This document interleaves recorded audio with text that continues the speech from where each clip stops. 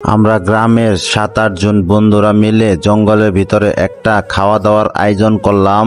রাত্রি এখন 12টা। ভয়ঙ্কর জঙ্গলের ভিতরে এই আয়োজনটা করেছি। হ্যালো এভরিওয়ান, আসসালামু আলাইকুম। কেমন আছেন সবাই? আমিও ভালো আছি।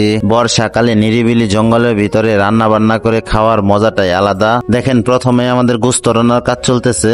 জায়গাটা খুবই ভয়ঙ্কর। দিনের বেলায় এই রাস্তা দিয়ে কোনো লোকজন যায় না। আমরা রাতের বেলায় তো আজকে এই খাওয়া দাওয়ার অনুষ্ঠানটা করতেছি এই জঙ্গলের ভিতরে। আমরাও এলাকার ছেলে পেলে, জায়গাটা ভয়ঙ্কর হলেও আমরা ভয় পাই না। শুধু মুরব্বীদের কাছে শোনা কথাই যে এখানে জিন ভূত থাকে, আমরা এই কথা বিশ্বাসও করি না, তাই আমরা এই আয়োজনটা করলাম। আপনারাও আমাদের সাথে থাকুন, শেষ পর্যন্ত খাওয়া দাওয়া করেই যাবেন। আমাদের রান্না বান্না প্রায় অর্ধেক হয়ে গেছে। এর ভিতরে আমারই এক চাচতো ভাই দেখেন কি সুন্দর নাচতেছে। নাচটা দেখেন।